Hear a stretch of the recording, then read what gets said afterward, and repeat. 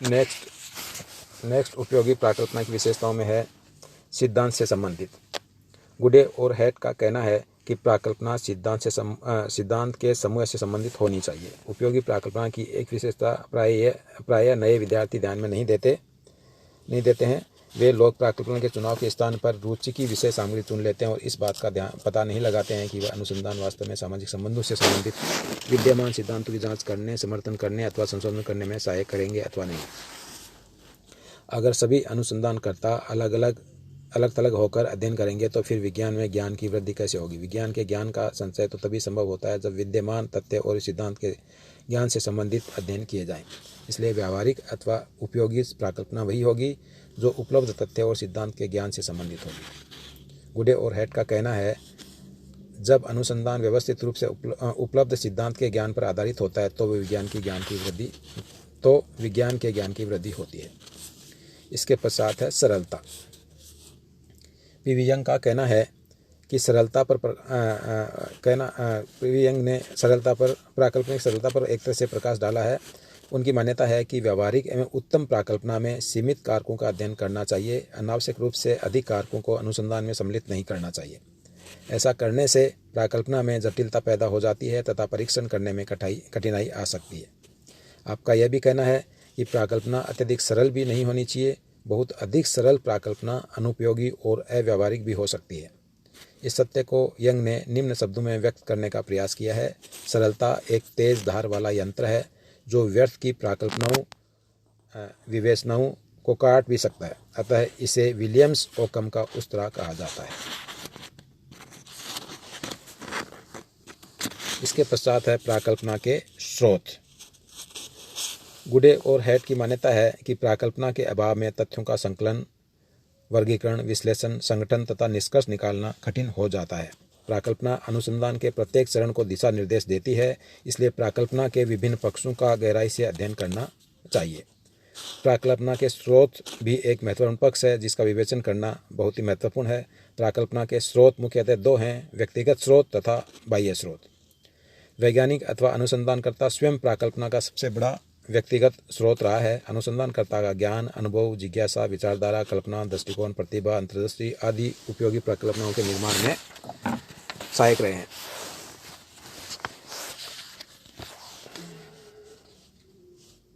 इसके पश्चात है प्राकल्पना के स्रोत में सबसे पहला है सामान्य संस्कृति। गुडे और हैट की मान्यता है जिस सामान्य संस्कृति में विज्ञान का विकास होता है वह अनेक भौतिक प्राकल्पनाएं प्रदान करती है। पश्चिम के समाजों में विज्ञान का विकास कोई घटना नहीं है बल्कि वह वहाँ की संस्कृति का प्रभाव है। गुडे और हैट ने सामान्य संस्कृति से संबंधित प्राकल्पना के निम्न उप स्रोतों का वर्णन किया है जो कि निम्न है। पहला है सांस्कृतिक मूल्य। प्रत्येक समाज की विशिष्ट संस्कृति होती है। संस्कृति के अनुसार समाज में विकास होता है। उसी प्रकार से नवीन विषय समाजशास्त्र का विकास संयुक्त राज्य अमेरिका, इंग्लैंड, जर्मनी और फ्रांस में उल्लेखनीय हुआ है। अधिकतर जिन प्राकल्पनाओं का निर्माण एवं परीक्षण हुआ है वे उन्हीं समाजों की विशिष्ट सांस्कृतिक जटिलता से संबंधित रही हैं। पश्चिमी यूरोप की संस्कृति के अमेरिकावासी व्यक्तिगत सुख, गतिशीलता और प्रतिस्पर्धा पर विशेष जोर देते हैं। इसलिए अमेरिका के समाजशास्त्रियों ने अपनी संस्कृति के मूल्यों के आधार पर जिन अनेक प्राकल्पनाओं का निर्माण किया वे व्यक्ति के सुख से संबंधित थी। अमेरिका में कैसे सुखी हों, हाउ टू बी हैप्पी से संबंधित पुस्तकें खूब बिकी। इसी प्रकार से वैवाहिक सुख से संबंधित अनेक कारकों का अध्ययन किया गया। सुख को किसी न किसी प्रकार से शिक्षा, व्यवसाय, प्रजाति, सामाजिक वर्ग और पैतृक सुख के साथ संबंधित किया गया। वे कारक जो लैंगिक संबंधों, व्यवसाय में वैवाहिक संबंधों और अन्य अनेक समूह में व्यवस्था करने में योगदान करते हैं का विस्तार से विश्लेषण किया गया।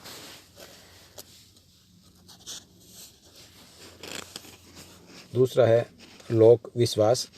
प्रमुख सांस्कृतिक मूल्यों के अतिरिक्त लोक विश्वास भी प्राकल्पना के उपयोगी स्रोत होते हैं। पश्चिम के समाजों में यह मान्यता थी कि मानव व्यवहार का प्रमुख निर्णायक प्रजाति है। यह धारणा संयुक्त राज्य अमेरिका और दक्षिण अफ्रीका में अधिक विद्यमान थी। इन क्षेत्रों के समाजशास्त्रियों ने इस प्रकार के लोक विश्वास को तथ्य के रूप में मान्यता नहीं दी तथा इसको अनुसंधान द्वारा परीक्षण करना उचित समझा। इसको प्राकल्पना के द्वारा परीक्षण करके देखा तो यह लोक विश्वास गलत निकला। समाजशास्त्रियों ने पाया कि व्यक्ति के व्यवहारों का उनकी प्रजाति से कोई गुण संबंध नहीं है। गुडे और हैट ने उपयुक्त उदाहरण देकर स्पष्ट किया है कि समाज में असंख्य लोक विश्वास, धारणाएं, जनधारणा के विचार आदि व्यावहारिक प्राकल्पना के अच्छे स्रोत होते हैं। अनुसंधानकर्ता अपने समाज में प्रचलित लोक विश्वास, धारणाएं, कहावतें, लोकोक्तियां, पूर्वाग्रह आदि को प्राकल्पना के रूप में अध्ययन करके उनकी सत्यता, प्रामाणिकता एवं विश्वसनीयता की जांच कर सकते हैं और उसके द्वारा ज्ञान के विकास में सहयोग दे सकते हैं। फिर है सामाजिक परिवर्तन। समाज परिवर्तनशील होता है, यह निरंतर परिवर्तित होता रहता है। इसके कारण समाज में नई नई समस्याएं एवं कारक आ जाते हैं। पुराने सिद्धांतों एवं पूर्वानुमान नई परिस्थितियों में प्रासंगिक नहीं रहते हैं।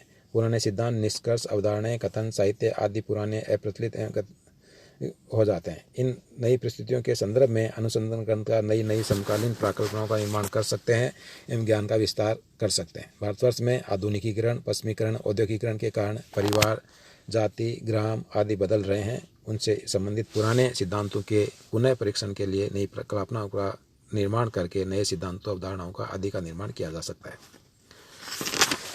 फिर है वैज्ञानिक सिद्धांत। गुडे और हैट की मान्यता है कि विज्ञान एवं स्वयं प्राकल्पना का अच्छा स्रोत है। विज्ञान में ही अनेक प्राकल्पनाओं की उत्पत्ति होती रहती है। आपके मत में तथ्य, सिद्धांत तथा विज्ञान और मूल्य आदि प्राकल्पनाओं के स्रोत निम्न प्रकार से रहे हैं। सिद्धांत स्पष्ट करता है कि क्या क्या जानकारियां ज्ञात हैं और क्या क्या अध्ययन हो चुके हैं। इस प्रकार सिद्धांत अनुसंधान को दिशा प्रदान करता है। इसके द्वारा तार्किक निष्कर्ष नई समस्याओं और प्राकल्पनाओं की जन्म देते हैं।